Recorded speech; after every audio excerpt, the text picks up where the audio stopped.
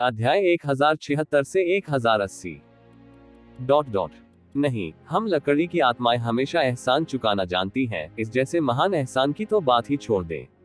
उपस्थित सभी लोगों में ग्रैनी किंग ये सबसे बुजुर्ग थी, इसलिए उनके शब्दों का महत्व सबसे अधिक था। उसने ईमानदारी से कहा, नौजवान, अगर तुम्हें किसी चीज की जरूरत हो तो बेझिझक हमें बताओ। हम निश्चित रूप से आपका बदला चुकाने की पूरी कोशिश करेंगे। कोई जरूरत नहीं है। युन चे ने अपना सिर हिलाया। मैंने उसे इसलिए बचाया क्योंकि मैं धार्मिक महसूस कर रहा था। मेरा मूल लक्ष्य वुड स्पिरिट ऑर्ब था। का क्या? युन चे के जवाब ने लकड़ी की सभी आत्माओं को तुरंत अपना सिर उठाने के लिए मजबूर कर दिया। उनके हाव भाव थोड़े बदल गए। मैंने हे लिन को इसलिए छोड़ दिया क्योंकि वह केवल एक छोटा लड़का है। मैं सहन नहीं कर सका। यदि यह कोई अन्य लकड़ी की आत्मा होती तो मैं निश्चित रूप से उनके जीवन और लकड़ी की आत्मा ऑर्ब दोनों को जबरन ले लेता। चूंकि यह मामला है, इसलिए आपको मुझे धन्यवाद देने की कोई आवश्यकता नहीं है। वुड स्पिरिट भीड़ के चेहरों में अचानक बदलाव देखने के बाद वह जाने के लिए मुड़ा और तेजी से बाहर निकलने के लिए चला गया। रुको, एक बुरी आवाज चिल्लाई। युन चे के खाने के कदम रुक गए, फिर भी वह उदासीनता से बोला और मुड़ा नहीं। चिंता मत करो, मैं इस जगह के बारे में किसी को नहीं बताऊंगा। नहीं, दादी किंग ये आधी झुकी हुई कमर के साथ उसके पास चली गई। आपने लिना को बचाया, इसलिए आप हमारे पूरे कबीले के हितैषी हैं। हम संभवतः आप पर विश्वास कैसे नहीं कर सकते। आपने कहा था कि आपको वुड स्पिरिट ऑर्ब की आवश्यकता है ना? यूं चे स्तब्ध रह गया। वह चारों ओर घुमा। दादी किंग ये धीरे से मुस्कुराई। उनकी धुंधली आंखों ने हेलिन के बगल में मध्यम आयु वर्ग की लकड़ी की आत्मा को देखा। किंग म्यू, आइए क्यू लिंग की लकड़ी की आत्मा को अपने उपकारकर्ता को दे। क्या हम? किंग म्यू नामक मध्यम आयु वर्ग की लकड़ी की आत्मा की आंखों में एक जटिल उथल पुथल सामने आई, लेकिन उसने संकोच नहीं किया या चीजों को कठिन नहीं बनाया और हल्के से सिर हिलाया। बेशक, तो ये बहुत बढ़िया है। दादी किंग म्यू मुस्कुराई। युवक, हमारे कबीले में एक वुड स्पिरिट ऑर्ब है। किंग म्यू की पत्नी ने अतीत में गंभीर चोटों के बाद विशेष रूप से उसे छोड़ दिया था। हालांकि तब से कई साल बीत चुके हैं, क्योंकि इसे एक प्राकृतिक गहन संरचना में सील कर दिया गया था। इसकी आध्यात्मिक ऊर्जा बिल्कुल भी कम नहीं हुई है, इसलिए इसे आपकी मदद करनी चाहिए। जानबूझकर एक लकड़ी की आत्मा द्वारा पीछे छोड़ दिया गया, जिसकी आध्यात्मिक ऊर्जा अभी तक बिल्कुल भी नष्ट नहीं हुई थी। इसका मतलब ये था कि यह पूरी तरह से अक्षुण्ण आत्मा ऊर्जा के साथ एक आदर्श लकड़ी की आत्मा का गोला था, जिसे मनुष्य कभी भी जबरन नहीं ले पाएंगे। यूं चे उत्साहित था। क्या आप सचमुच इसे मुझे देने जा रहे हैं? हो, किंग म्यू ने हंसते हुए कहा। मैं स्वाभाविक रूप से किसी भी दुष्ट व्यक्ति को अपनी मृत पत्नी का वुड स्पिरिट ऑर्ब नहीं लेने दूंगा, भले ही इसका मतलब मेरी मृत्यु हो। हालांकि अगर यह उस महान परोपकारी का बदला चुका सकता है जिसने हमारे युवा पितामह को बचाया, तो मुझे यकीन है कि ऊपर स्वर्ग में क्यू लिंग भी खुशी से सहमति देगा। ये सिर्फ इतना है कि दुष्ट लोगों को इसे लेने से रोकने के लिए मेरी सील बेहद कड़ी है। इसकी सील खोलने में मुझे कम से कम 2 से 4 घंटे लगेंगे। मुझे इस समय के दौरान यहाँ थोड़ी देर इंतजार करने के लिए दाता की आवश्यकता होगी। यूं चे ने एक बड़ी रकम खर्च की, फिर भी उसने अंत में हेलिन के वुड स्पिरिट ऑर्ब को जबरन नहीं लिया। लेकिन यहाँ वह एक आदर्श वुड स्पिरिट ऑर्ब उपहार में देने वाला था। भले ही यह अभी भी हेलिन के रॉयल वुड स्पिरिट ऑर्ब से अतुलनीय था, पूरी तरह से अक्षुण्ण स्पिरिट ऊर्जा वाला एक वुड स्पिरिट ऑर्ब अभी भी 70% अक्षुण्ण स्पिरिट ऊर्जा वुड स्पिरिट ऑर्ब युन चे से कहीं अधिक था।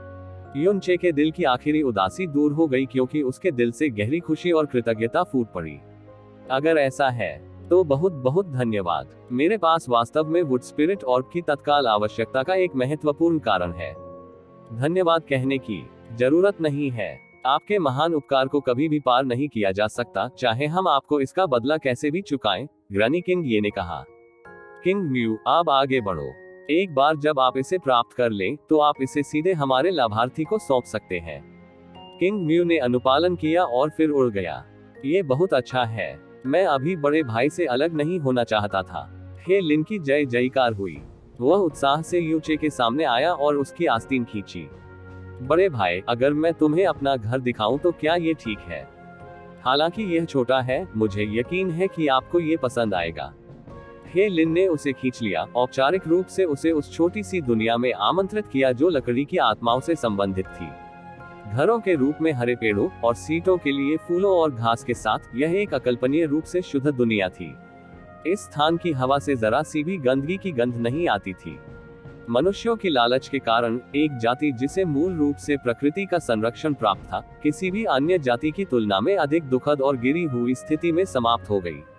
उनके मन में इंसानों के प्रति गहरी नफरत होनी चाहिए। फिर भी जब हेलेन ने उसे एक के बाद एक लकड़ी की आत्माओं के सामने खींचा और खुशी से उसका परिचय कराया, तो उन सभी ने गहरी कृतज्ञता व्यक्त की और हार्दिक स्वागत किया। शायद उन्होंने पहले थोड़ी सावधानी दिखाई होगी, लेकिन उन्हें शुरू से ही जरा सी भी नफरत महसूस नहीं हुई। लकड़ी की आत्माओं के पास दुनिया की सबसे शुद्ध शक्तियां और सबसे शुद्ध दिल थे। जैसे ही युन चे ने इसे पूरी तरह से महसूस किया, उसका दिल तेजी से धड़कने लगा। यहाँ तक कि अपने से 100 गुना अधिक शक्तिशाली शत्रु के सामने भी उसकी निगाहें नहीं झुकती थी। हालांकि इन लकड़ी की आत्माओं की पन्ना आंखों में से प्रत्येक की स्पष्ट पवित्रता ने उन्हें सीधे आंखों में देखने की हिम्मत नहीं की। इस प्रकार की जाति को प्रकृति की अत्यधिक सुरक्षा मिलनी चाहिए, उन्हें ऐसा क्यों सहन करना पड़ता है? क्रूर, अनुचित भाग्य, मानवता की बुराई और लालच के कारण, और क्योंकि वे कमजोर थे। ड्रैगन जाति से संबंधित लोगों का पूरा शरीर भी खजाना था, लेकिन ये दुनिया ड्रैगन गॉड दायरे में ट्रू ड्रैगन के कबीले को धमकाने की हिम्मत कैसे कर सकती थी? बड़ी बहन किंग हे लिन ने युन चे को इस छोटी सी दुनिया के अंत तक खींच लिया। वहां एक विशाल बगीचा था जो दूर दूर तक फैला हुआ था, जिसमें सभी प्रकार के खिले हुए फूल रंगों के विस्फोट में खिल रहे थे।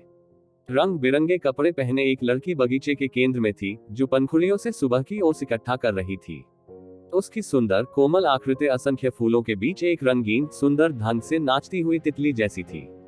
यह आंखों को सुखदायक और आत्मा को मादक लग रहा था। हे लिन की ऊंची आवाज में चिल्लाने के बीच बगीचे की लड़की मुड़ी। कुछ ही देर बाद उसकी कोमल निगाहें पीछा कर रही थी। हे लिन ने यू चे का परिचय गुलाबी गालों से कराया। ये बड़ी बहन किंग हे है। ओह, उसके पिता अंकल किंग म्यू है। बड़ी बहन किंग, ये वही बड़ा भाई है जिसने मुझे बचाया।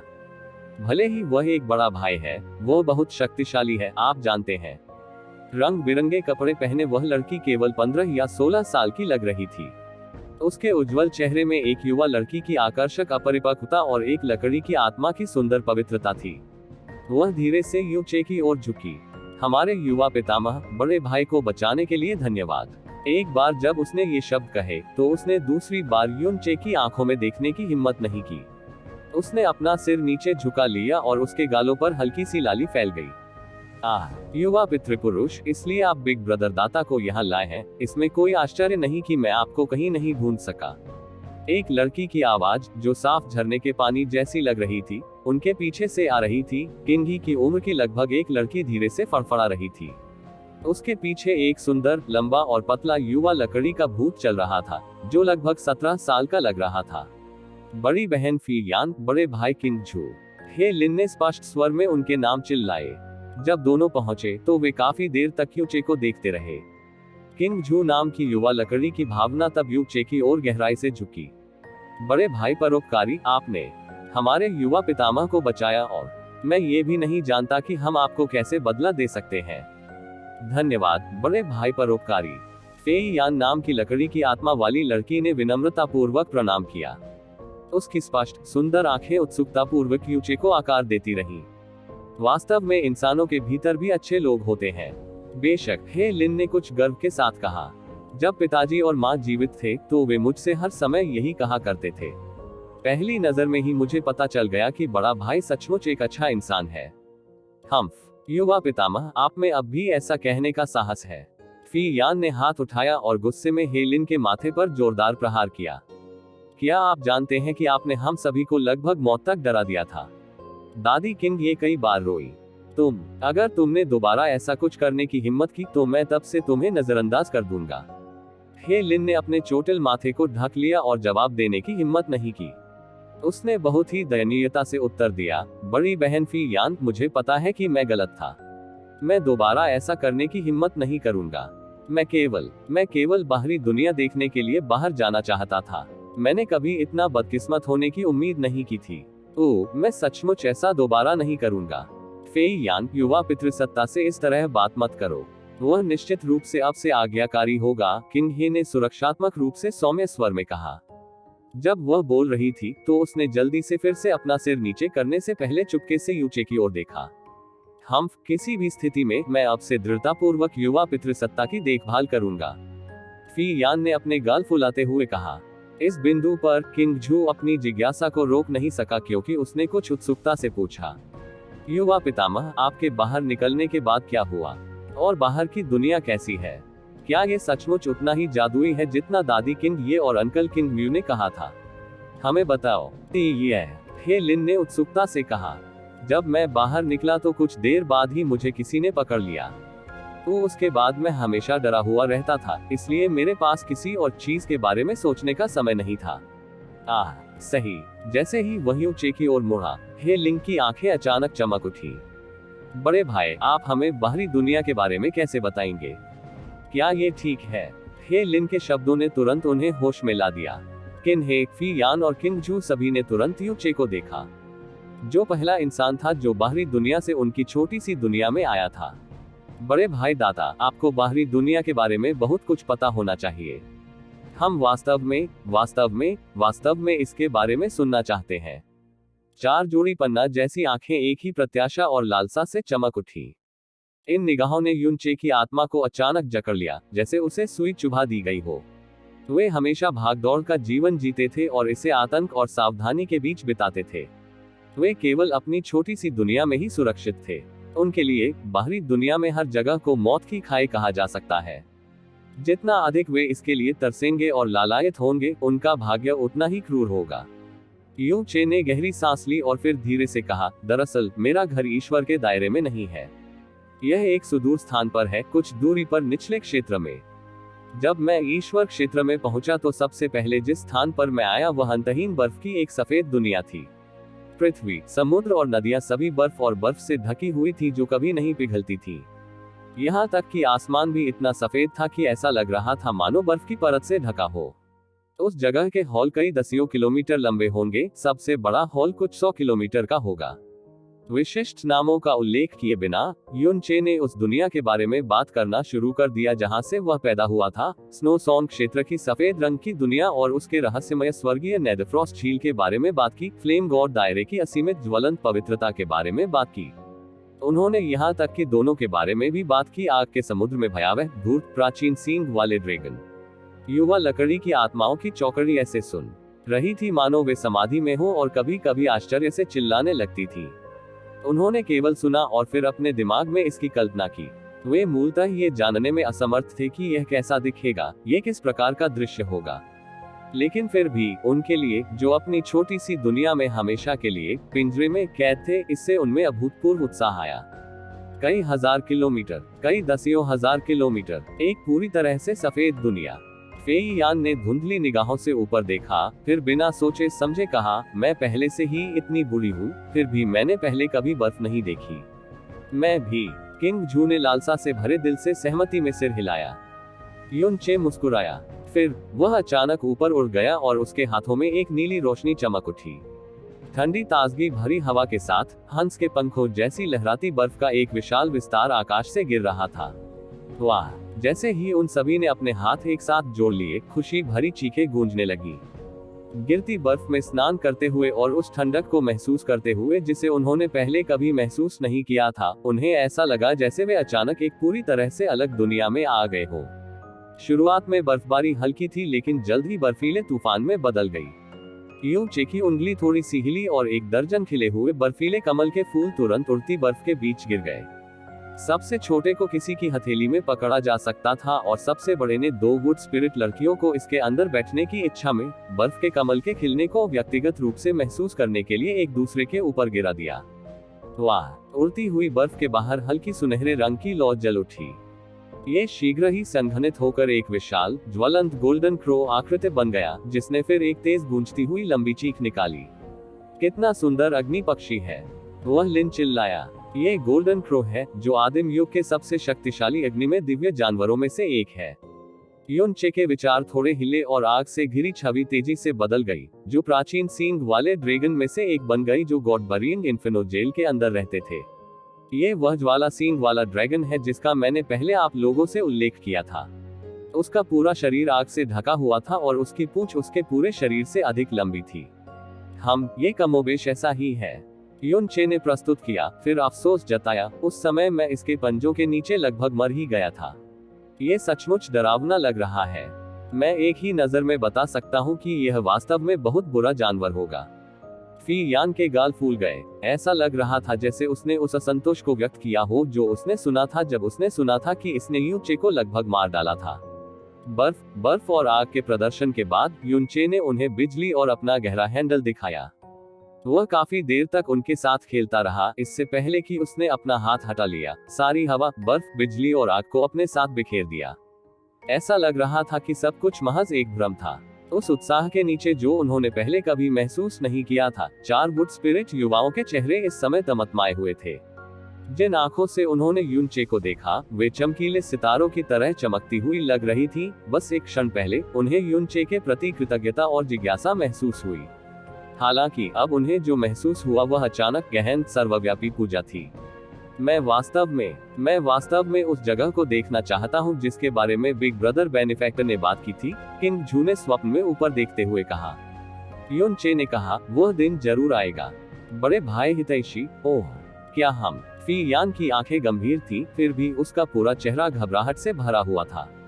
क्या आप हमें अपना नाम बता सकते हैं? हे लिन, किंग हे और किंग जू ने भी उसकी ओर देखा। यूचे ने मुस्कुराते हुए बिना किसी हिचकिचाहट के उत्तर दिया, मेरा नाम यूचे है। यूचे, उन सभी ने धीरे से कहा।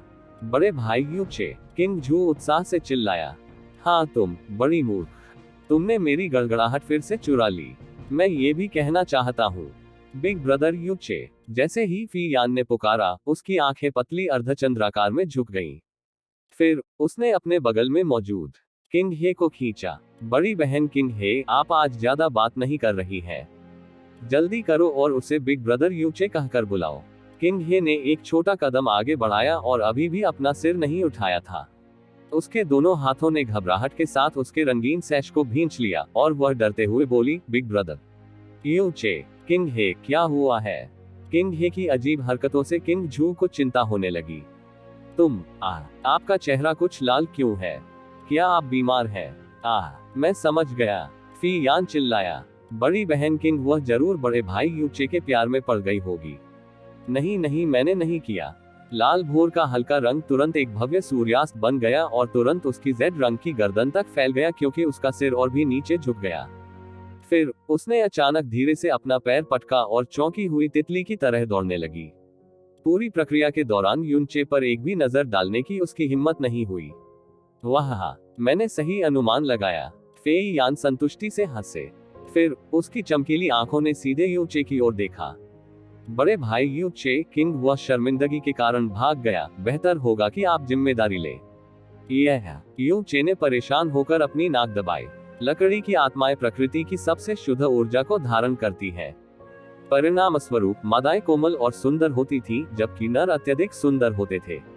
हालांकि इस वजह से उनमें पुरुषत्व की कमी होगी। वुड स्पिरिट लड़कियों के लिए, जो पुरुष वुड स्पिरिट्स की आदि थी, जैसे ही वे करीब आती या उत्सुक हो जाती, यूचे की मर्दानगी अनगिनत कठिनाइयों से प्रभावित उसकी तीक्ष्णता के साथ एक ऐसा आकर्षण पैदा करती जो संभवतः घातक होगी। वह लिन हंसा नहीं। जब से यूचे ने अपना नाम बताया, वो उसे घूरकर देख रहा था। उसके मुंह का कोना धीरे धीरे नीचे की ओर झुक रहा था। जब यूचे को अपनी असामान्य स्थिति का एहसास हुआ, तो उसने यूचे के सामने घुटने टेक दिए। युवा पितामह, फेई यान और किंग जू ने बड़े सदमे में कहा, हे लिन, आप। यूनचे ने जल्दी से उसे वापस उठाने के इरादे से अपना हाथ बढ़ाया। फिर भी हे लिन हठपूर्वक अपनी जगह पर घुटने टेकने पर अड़ा रहा। उसने थोड़ी कांपती आंखों की एक जोड़ी उठाई। मैं तुम्हें बिग ब्रदर यूचे नहीं कहना चाहता। मैं तुम्हें मास्टर कहना चाहता हूँ। यूचे, मास्टर, क्या आप मेरे स्वामी बन सकते हैं? मैं आपके जैसा मजबूत बनना चाहता हूँ। मैं कड़ी मेहनत करूंगा। मैं कठिनाइयों को सहने को तैयार हूँ। चाहे ये कितना भी कठिन क्यों ना हो, मैं उन सभी को स्वीकार करने को तैयार हूँ। कृपया मुझे स्वीकार करें। वह लिन पूछ नहीं रहा था, बल्कि विनती कर रहा था। तीव्र लालसा के साथ विनती कर रहा था। हे लिन। यूचे ने उसके छोटे कंधे पर हाथ रखा। आप एक लकड़ी की आत्मा हैं और मैं इंसान हूँ। भले ही हम एक जैसे दिखते हैं, हमारी शक्तियाँ अलग अलग हैं, इसलिए मैं आपका स्वामी नहीं हो सकता। नहीं, मास्टर मुझे सिखा सकते हैं।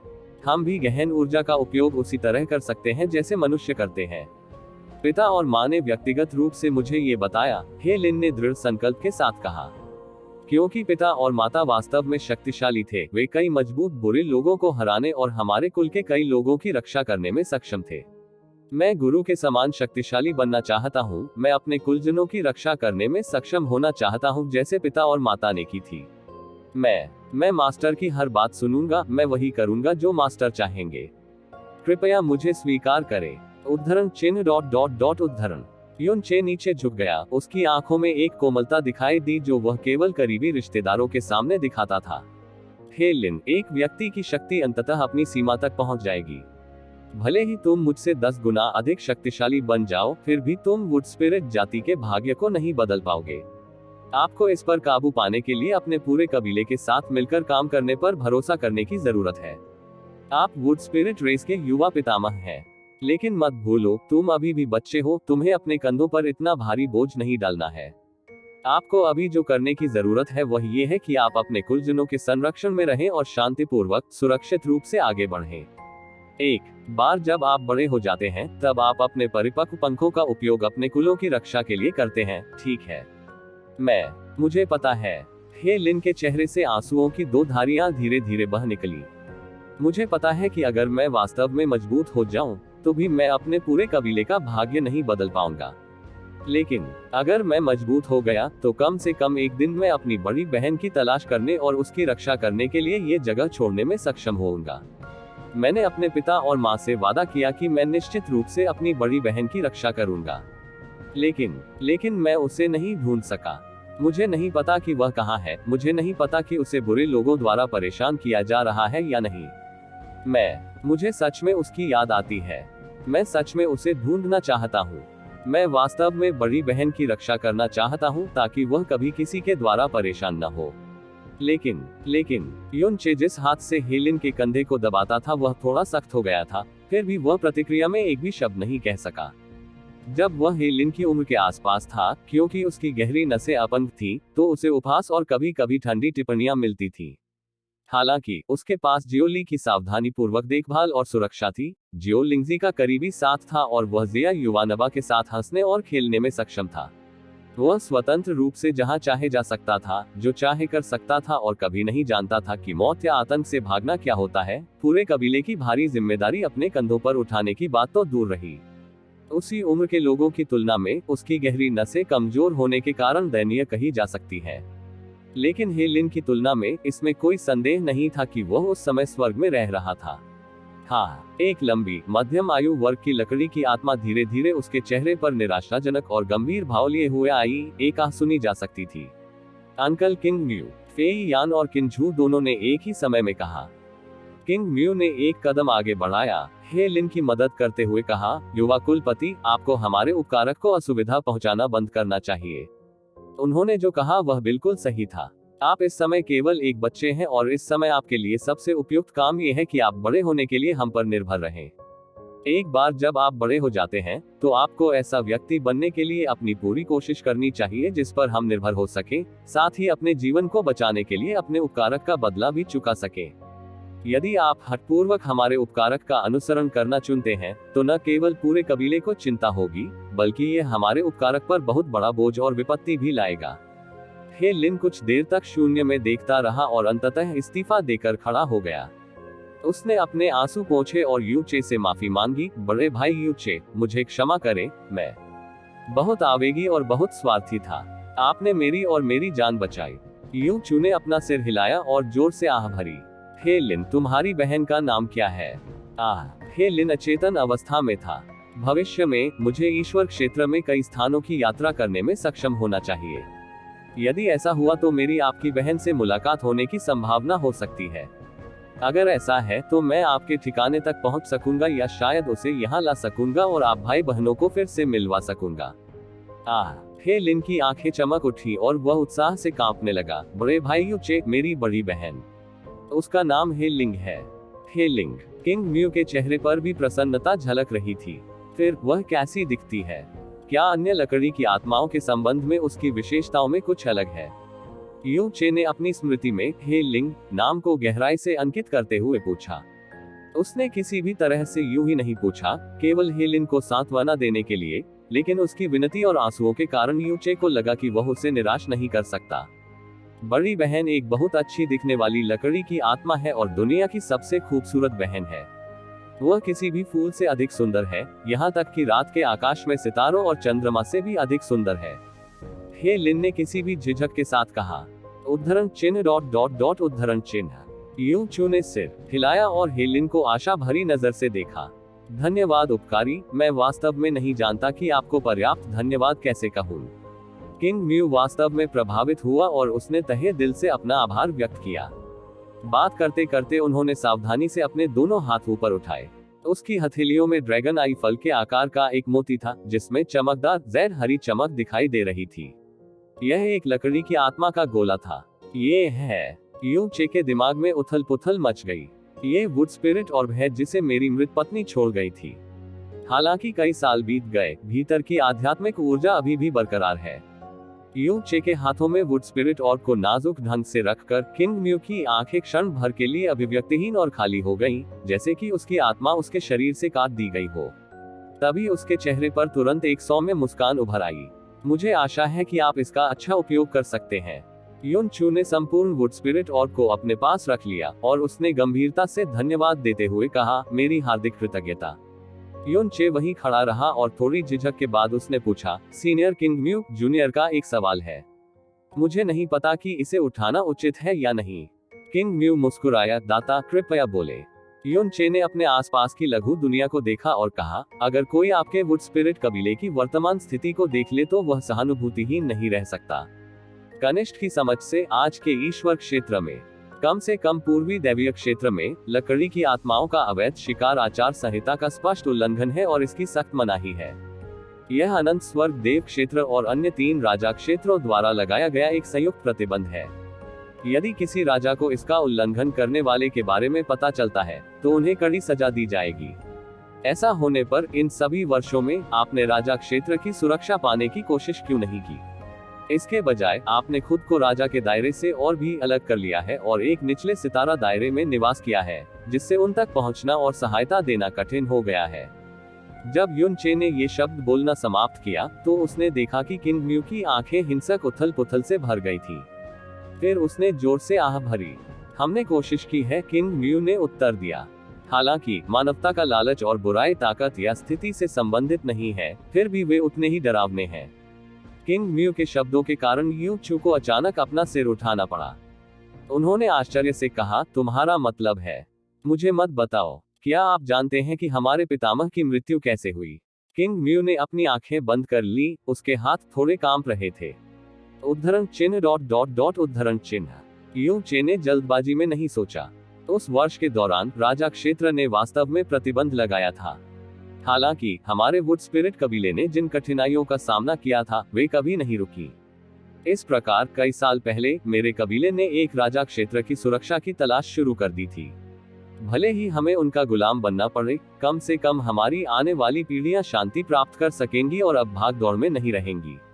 बाद में अनगिनत अनकही कठिनाइयों के बाद कुलपिता और उनकी पत्नी अंततः राजा के दायरे में से एक के करीब पहुंचने में कामयाब रहे और उन्हें उच्च उम्मीदें थी।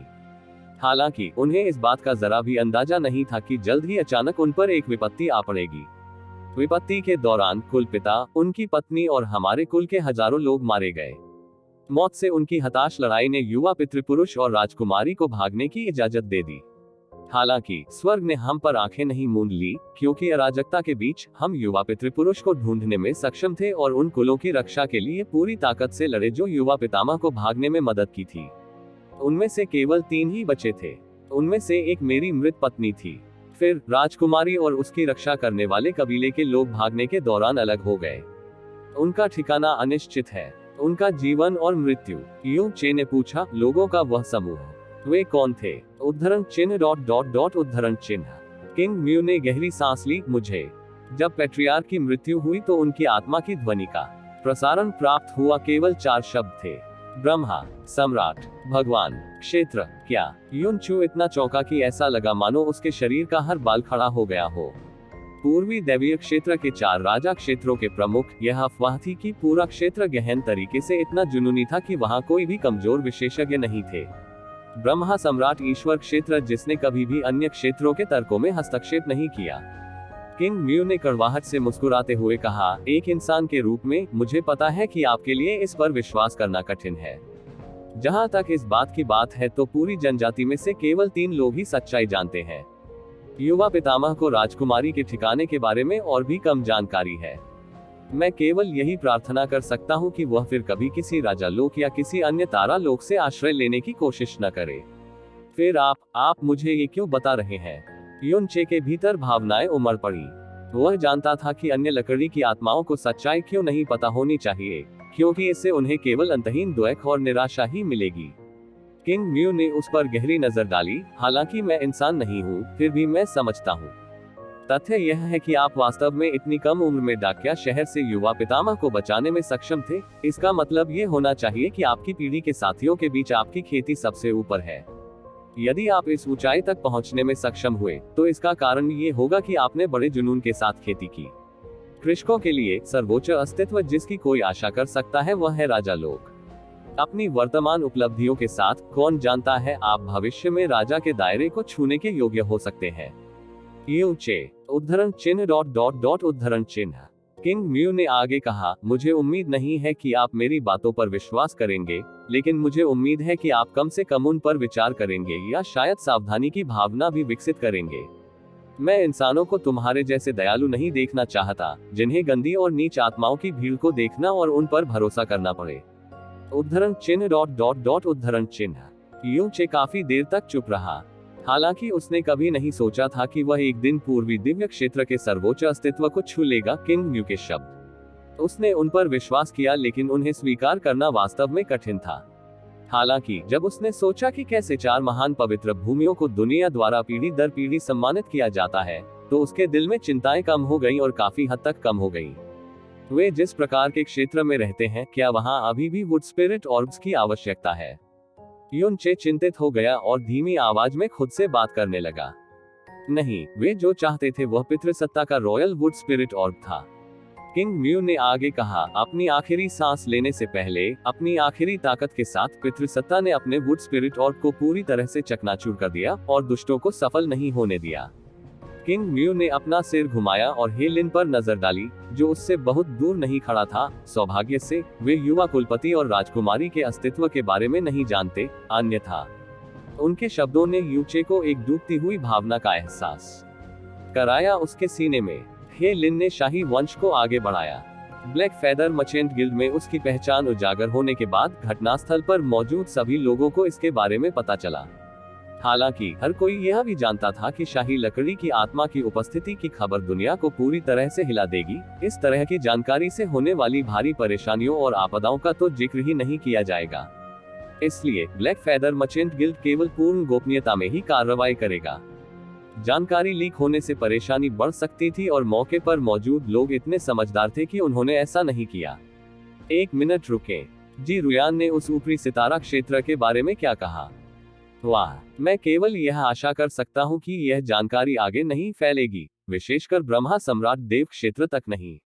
लकड़ी की आत्माओं की इस छोटी सी उजाड़ दुनिया में आए हुए उसे लगभग आधा घंटा हो चुका था। अब जब उसने वुड स्पिरिट और प्राप्त कर लिया है, तो उसके जाने का समय गया है। जैसे ही वह प्रवेश द्वार की ओर वापस चला, हरी काली लताएं स्वतः ही खुल गईं, जिससे एक संकीर्ण मार्ग का पता चला। युचे के पीछे लकड़ी की आत्माओं का एक समूह इकट्ठा हुआ और उसे विदाई दी। समूह में हे लिन भी था। उसकी आंखें लाल हो गई थी। युवक, एक वुड स्पिरिट और बाप की दयालुता का बदला चुकाने के लिए कभी भी पर्याप्त नहीं होगा। यदि आपको कोई आपत्ति नहीं है, तो आप इसे अपने साथ ले जाएं। शायद संकट के समय यह आपकी जान बचा सकता है। दादी किंग ये ने उसके हाथों में 3 छोटी नाजुक जैड की बोतलें दी।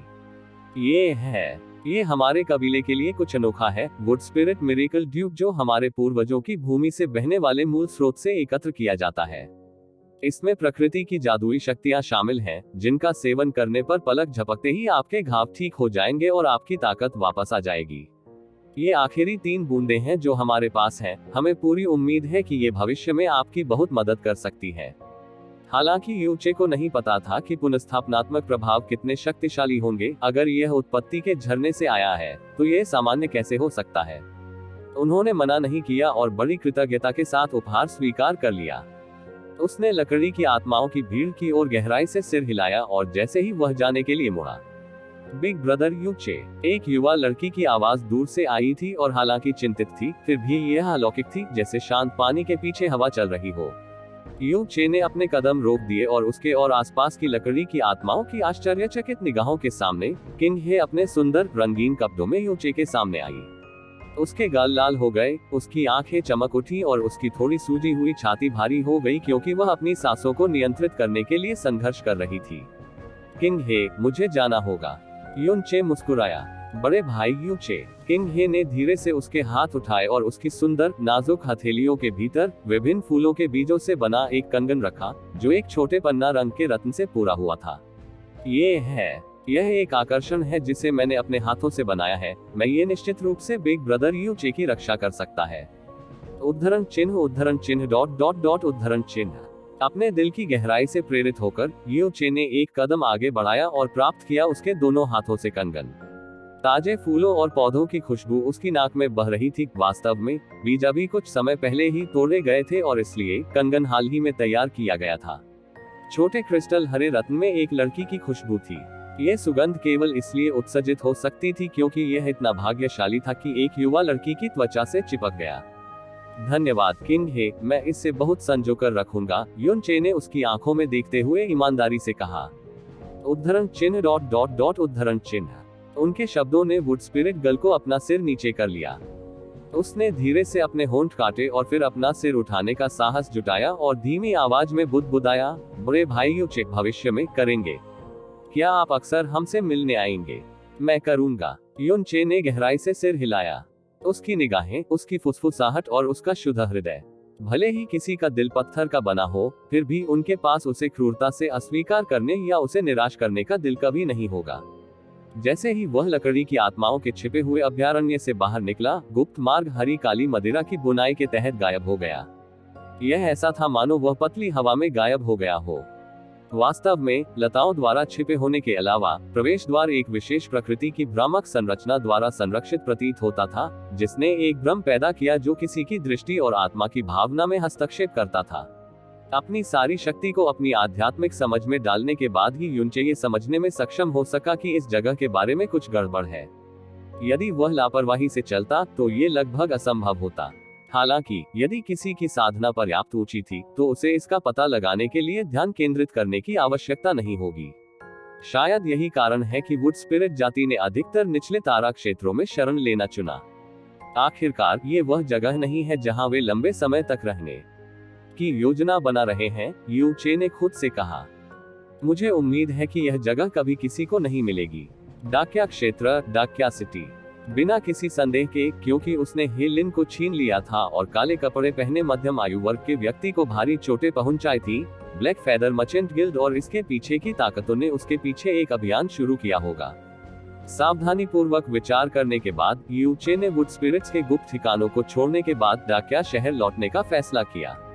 अब जब उसने वुड स्पिरिट और प्राप्त कर लिया था, तो ब्रह्मांड को परिष्कृत करने के लिए पेंटा जेड पैलेट जो कुछ बचा था वह दिव्य 9 सितारा बुद्ध जेड और अमर सम्राट घास था, जो निचले सितारा क्षेत्रों डाकिया सिटी में एक प्रसिद्ध व्यापारिक केंद्र के रूप में प्रतिष्ठित था। स्वाभाविक रूप से ये सबसे संभावित स्थान था जहां युन चे जानकारी या संकेत प्राप्त कर सकता था। यही कारण था कि उसने वापस आने का फैसला किया। बेशक उन्होंने सीधे लौटने का विकल्प नहीं चुना। सबसे पहले उसने अपने कपड़े बदले, अपना रूप बदला और यहाँ तक कि अपनी गहन ऊर्जा आभा को दबाने के लिए अपनी छिपी हुई बहती बिजली का भी इस्तेमाल किया। डाकिया शहर जीवंत और हलचल भरा था, कुछ भी असामान्य नहीं था। जाहिर है, जब शाही लकड़ी की भावना का मामला आया, भले ही ब्लैक फेदर मर्चेंट गिल्ड ने एक तलाशी अभियान शुरू किया हो, ये पूरी गोपनीयता से आगे बढ़ेगा और वे इसे सार्वजनिक रूप से घोषित करने की हिम्मत नहीं करेंगे। युन चे शहर के मध्य में स्पष्ट रूप से चल रहा था और उसने दिव्य 9 सितारा बुद्ध जेड और अमर सम्राट ग्रास के बारे में पूछताछ करना शुरू कर दिया। युन चे के मुख्य व्यापारी संघ में न जाकर कुछ देर तक इधर उधर भटकने के बाद एक छोटी सी सड़क के बूथ ने उसका ध्यान आकर्षित किया। मालिक एक बूढ़ा आदमी था जिसके चारों ओर सफेद मूंछें लहरा रही थी। हालांकि वह आते जाते लोगों से घिरा रहता था, फिर भी वह शांत और संतुलित था और उसमें ऋषि जैसी विशेषताएं थी। उसके सामने विचित्र वस्तुओं से भरी एक दुकान रखी थी, उनमें से अधिकांश पुराने और प्राचीन थे। वे एक विचित्र आभा छोड़ रहे थे। एक बूढ़ा आदमी जिसने कई चीजों का अनुभव किया था, संभवतः उसके पास व्यापक ज्ञान था। युन चे ने आगे बढ़कर सीधे पूछा, सीनियर, मैं सोच रहा था कि क्या मैं कुछ खबरों के बारे में पूछ सकता हूँ। बूढ़े आदमी ने उस पर नजरें घुमाई और आलस्य से पूछा, तुम्हें देखकर तुम्हें एक बाहरी व्यक्ति होना चाहिए, है ना? एक अनुस्मारक के रूप में हमारे डाकिया शहर में जानकारी की कीमत सस्ती नहीं है। कृपया पूछें। युन चे ने पूछा, ये जूनियर जानना चाहेगा कि कोई डाकिया सिटी में 9 स्टार बुद्धा जेड कहां से खरीद सकता है। जब युन चे ने बोलना समाप्त किया तो उसने देखा कि बूढ़े व्यक्ति की नजर फिर से उस पर पड़ी। उसका चेहरा असहज हो गया। तुम छोटे बदमाश, क्या तुम मेरा मजाक उड़ा रहे हो? उद्धरण चिन्ह ... मेरा ऐसा कोई इरादा नहीं है। युन चे ने अपना सिर हिलाया। तो फिर तुम मंदबुद्धि होगे। बूढ़े की आवाज अचानक तेज हो गई। एक एम्पायरियन डिवाइन जेड को 9 सितारा बुद्ध जेड में बदलने से पहले कम से कम 10,000 वर्षों तक 9 सितारों की रोशनी में स्नान करने की आवश्यकता होती है। ऊपरी तारा मंडलों के भीतर भी इसे एक अत्यंत अमूल्य खजाना माना जाता है। सभी निचले तारा मंडलों में बहुत से लोग इसका नाम भी नहीं जानते हैं। आप वास्तव में मेरे डाकिया शहर में इस तरह के खजाने की तलाश कर रहे हैं? यह मेरा मजाक कैसे नहीं उड़ा रहा है? युन चे तब दंग रह गया जब उसने देखा कि बूढ़ा आदमी, जो मूल रूप से शांत और साधु जैसा था, एक चिल्लाने वाली कुतिया की तरह बन गया था। अमर सम्राट ग्रास के बारे में क्या डाकिया सिटी के पास यह है? युन चे ने फिर से पूछताछ की। हालांकि बहुत अधिक आशा नहीं थी, फिर भी उन्हें यह आशा नहीं थी कि परिणाम इतना पूर्ण होगा। %. बूढ़े की मूंछें तन गई। बाहर बाहर बाहर बाहर बाहर। इस बूढ़े आदमी के कारोबार में खलल डालना बंद करो। युन चे ने 10,000 बैंगनी गहरे पत्थर निकाले। सीनियर, मुझे लगता है कि आपका ज्ञान बहुत व्यापक होना चाहिए। क्या आप कृपया इस जूनियर को 9 स्टार बुद्ध जेड या अमर सम्राट ग्रास के ठिकाने पर कुछ मार्गदर्शन प्रदान कर सकते हैं? चमचमाते बैंगनी गहरे पत्थरों का सामना करते हुए बूढ़े व्यक्ति का व्यवहार अचानक शांत हो गया। उसने चुपचाप बैंगनी गहरे पत्थरों को छीन लिया। उसका चेहरा और आंखें स्पष्ट और मुक्त थी। उसने युन चे की ओर प्रशंसा भरी दृष्टि से देखा। युवा मास्टर, पहली नजर में इस बूढ़े व्यक्ति को पता चल गया कि आप एक अमीर कबीले के युवा मास्टर हैं। चूंकि आप इतनी ईमानदारी से पूछताछ कर रहे हैं, तो इस बूढ़े व्यक्ति के लिए आपको 1 या 2 बातें बताना बुरा नहीं होगा। युन चे, ये 9 सितारा बुद्ध जेड हमारे निचले तारा क्षेत्र का तो जिक्र ही नहीं, मध्य तारा क्षेत्र के भीतर भी इसे खोजना बिल्कुल असंभव है। इसका मूल रूप एम्पायरियन डिवाइन जेड एक ऐसा अस्तित्व है जो केवल ऊपरी सितारा क्षेत्रों में पाया जा सकता है। आप इसे डाकिया सिटी में ढूंढ रहे हैं, ये केवल रिटायर होने का पर्याय है। खांसी, ये यथार्थवादी नहीं है। भले ही आप वास्तव में ऊपरी सितारा क्षेत्र में चले गए हो, फिर भी यह मुश्किल होगा। जहां तक अमर सम्राट घास की बात है, ऐसा कहा जाता है कि इस प्रकार की दिव्य घास केवल आदिकालीन गुप्त स्थानों में ही प्रकट होती है। आदिकालीन गुप्त क्षेत्र। युन चे ने अपनी भौहें ऊपर उठाई। बूढ़े व्यक्ति को अचानक संदेह हुआ। बच्चे, तुम्हें आदिम गुप्त लोकों के बारे में भी नहीं पता? मुझे मत बताओ तुम निचले लोक से हो। युन चे ने नजर डाली और केवल स्वीकार कर सका, हाँ, ये कनिष्ठ वास्तव में निचले लोकों में पैदा हुआ था, बहुत समय पहले यहाँ नहीं आया था। ये कनिष्ठ वरिष्ठ से इन आदिकालीन गुप्त लोकों के बारे में और विस्तार से बताने का आग्रह करता है। बोलते समय युन चे ने चतुराई से अन्य 10,000 बैंगनी गहरे पत्थर निकाले। बूढ़े व्यक्ति ने बिजली की गति से इसे स्वीकार कर लिया। उसका चेहरा शांत और शांत हो गया। चूंकि आप निम्न लोक में पैदा हुए हैं, तो इसमें कोई आश्चर्य की बात नहीं है। ये तथाकथित आदिम गुप्त क्षेत्र देवताओं के प्राचीन युग से बचे हुए छोटे स्वतंत्र संसार है। बूढ़े व्यक्ति के स्पष्टीकरण से युन चे को कमोबेश समझ आ गई। ईश्वर क्षेत्र के भीतर कई मौलिक गुप्त क्षेत्र हैं। कुछ सीधे बाहरी क्षेत्रों से जुड़े हुए हैं, जिससे व्यक्ति को स्वतंत्र रूप से प्रवेश करने और बाहर निकलने की अनुमति मिलती है। कुछ के पास समय, लोगों की संख्या और गहन शक्ति आदि को सीमित करने वाले अपने स्वयं के स्वतंत्र कानून हैं। ईश्वर क्षेत्र में, गुप्त क्षेत्रों में कई विरासत और मौलिक खजाने की खोज की गई थी। देवताओं के विलुप्त होने के साथ उन दुनियाओं को कायम रखने वाली शक्ति का स्रोत भी खत्म हो गया, जिससे साल दर साल बड़ी संख्या में आदिम गुप्त लोकों का पतन और गायब होना पड़ा। हालांकि कुछ क्षेत्र अभी भी मौजूद हैं, लेकिन उनके भीतर छिपे रहस्यों और संसाधनों को काफी हद तक लूट लिया गया है। आज उनमें से अधिकांश गुप्त स्थानों पर कुछ शक्तिशाली संप्रदायों का कब्जा है और परीक्षण स्थलों के रूप में उपयोग किया जाता है। युन चे ने धीरे से अपना सिर हिलाया। ब्लू विंड नेशन के हेवनली स्वॉर्ड विला में हेवन बेसिन गुप्त क्षेत्र वास्तव में दुष्ट भगवान द्वारा छोड़ा गया एक मौलिक गुप्त क्षेत्र था। हमारे डाकिया क्षेत्र में आज भी 2 आदिम गुप्त क्षेत्र शेष हैं, जो सभी आत्मा संप्रदाय से संबंधित हैं। बुरे व्यक्ति ने बिना कुछ छिपाए जारी रखा, जब हम आदिकालीन गुप्त लोकों के बारे में बात करते हैं तो हम पूर्ण शुरुआत के ईश्वरीय लोक के बारे में बात नहीं कर सकते। ये भी वही है जो 17 राजा लोकों का है, जो संपूर्ण देवलोक के शिखर पर स्थित है। वह अचानक अपने वाक्य के बीच में रुक गया और फिर अपने हाथ हिलाए। ओह, मुझे साइड ट्रैक कर लिया गया। आप जैसा बच्चा 10,000 साल और मिलने पर भी निरपेक्ष शुरुआत के ईश्वरीय क्षेत्र को नहीं समझ पाएगा। उस अमर सम्राट घास के बारे में। अरे हाँ, अमर सम्राट घास के बारे में। इसके अभिलेख ऊपरी तारा लोकों और मध्य तारा लोकों के भीतर विभिन्न प्रकार के आदिम गुप्त लोकों की ओर इशारा करते हैं। जहां तक निचले तारा मंडलों की बात है, ओह, ऐसा लगता है कि निचले तारा क्षेत्र में भी इसका रिकॉर्ड रहा है। वैसे भी मैंने व्यक्तिगत रूप से अमर सम्राट ग्रास के आदिम गुप्त क्षेत्र के बाहर प्रकट होने के बारे में नहीं सुना है। आदिम गुप्त क्षेत्र। अमर सम्राट ग्रास केवल एक आदिम गुप्त क्षेत्र में प्रकट होगा। ये निस्संदेह कुछ अत्यंत अप्रिय समाचार था। भले ही ये किसी ऊंचे स्तर पर या वास्तव में किसी भयावह स्थान पर दिखाई दे, कोई भी इसे खोजने का हमेशा प्रयास कर सकता है। लेकिन एक गुप्त क्षेत्र, ईश्वर क्षेत्र के भीतर अनगिनत गुप्त क्षेत्र थे। कौन जानता था कि किसमें अमर सम्राट ग्रास होगा। इसके अलावा सभी प्रमुख गुप्त क्षेत्रों के स्वामित्व का दावा पहले ही किया जा चुका था। मुफ्त प्रवेश मूल रूप से असंभव था। यदि कोई भूसे के ढेर में सुई ढूंढने की कोशिश भी करना चाहे तो भी यह असंभव था। ये देखकर कि यूचे का रंग गहरा हो गया था, बूढ़ा व्यक्ति आगे की ओर झुका और रहस्यमय तरीके से बोला, बच्चे, तुम्हें देखकर ऐसा लगता है जैसे तुम वास्तव में उन 2 खजानों को ढूंढना चाहते हो, है ना?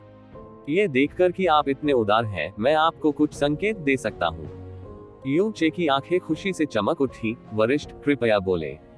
स्वर्गीय रहस्य क्षेत्र। उस आदमी की नजर उस पर पड़ी। स्वर्गीय रहस्य क्षेत्र, स्वर्ग का रहस्य, यूचे ने धीमी आवाज में पूछा। स्वर्गीय रहस्य क्षेत्र पूर्वी दिव्य क्षेत्र के भीतर सबसे छोटा सितारा क्षेत्र है। अरे रुको, नहीं, ये पूरे ईश्वर क्षेत्र में सबसे छोटा है। यदि इसका मानचित्रण किया जाए तो यह उतना ही बड़ा होगा जितना डाकिया शहर जिसमें आप अभी हैं। हालांकि यह है वास्तव में एक वास्तविक ऊपरी सितारा क्षेत्र। यूचे की आंखें तेज चमक से चमक उठी। यदि इसका आकार डाकिया शहर के बराबर होता तो यह क्षेत्र केवल 500 किलोमीटर चौड़ा होता। ये वास्तव में उस स्तर पर था जो स्नोसॉन्ग दायरे और फ्लेम गॉड दायरे जैसे क्षेत्रों को पूरी तरह से कुचल देगा। हालांकि स्वर्गीय रहस्य क्षेत्र छोटा है, न केवल यह एक ऊपरी तारा क्षेत्र है, बल्कि ऊपरी तारा क्षेत्र में इसकी एक उच्च स्थिति भी है। यहाँ तक कि 4 महान राजा क्षेत्रों को अभी भी स्वर्गीय रहस्य क्षेत्र का सम्मान करना होगा। उनके महान क्षेत्र के राजा अक्सर व्यक्तिगत रूप से स्वर्गीय रहस्य क्षेत्र का दौरा करते थे। चूंकि तारा क्षेत्र को स्वर्गीय रहस्य क्षेत्र कहा जाता है, क्या यह सच है कि निवासी वास्तव में स्वर्ग के रहस्यों को तोड़ सकते हैं? यूचे ने आश्चर्य से पूछा। हे, बूढ़ा व्यक्ति मुस्कुराया। यह अफवाह है, लेकिन मैं उस विमान से संबंधित मामलों के बारे में जानने के लिए कैसे योग्य हूँ? हालांकि स्वर्गीय रहस्य क्षेत्र एक अप्रतिबंधित सितारा क्षेत्र है, कोई भी वहां जा सकता है। जब तक आपके पास पर्याप्त गहन पत्थर हैं, आप वहां से कोई भी जानकारी खरीद सकते हैं। उदाहरण के लिए, कोई 9 स्टार बुद्ध जेड और इमोर्टल एम्परर ग्रास कहां पा सकता है? यूचे की नजर थोड़ी हिली। हालांकि स्वर्गीय रहस्य क्षेत्र में जानकारी की कीमत आपकी कल्पना से कहीं अधिक महंगी है। जब तक आप इसे वहन कर सकते हैं, गुणवत्ता निश्चित रूप से आपको निराश नहीं करेगी। जानकारी प्राप्त करने के बाद आप 9 स्टार बुद्ध जेड और इमोर्टल एम्परर ग्रास को कैसे प्राप्त कर सकते हैं, ये पूरी तरह आप पर निर्भर करेगा। ये केवल जानकारी का एक टुकड़ा खरीदने से कहीं अधिक कठिन होगा। मैं स्वर्गीय रहस्य क्षेत्र में कैसे पहुंच सकता हूँ? यूचे ने बिना किसी हिचकिचाहट के पूछा। सरल, बूढ़े व्यक्ति ने उत्तर दिया। शहर के पश्चिम में एक आयामी स्टेशन है और जब तक पर्याप्त गहरे पत्थर उपलब्ध कराए जाते हैं, ये 60 से अधिक सितारा क्षेत्रों की आयामी संरचनाओं तक पहुंच प्रदान कर सकता है।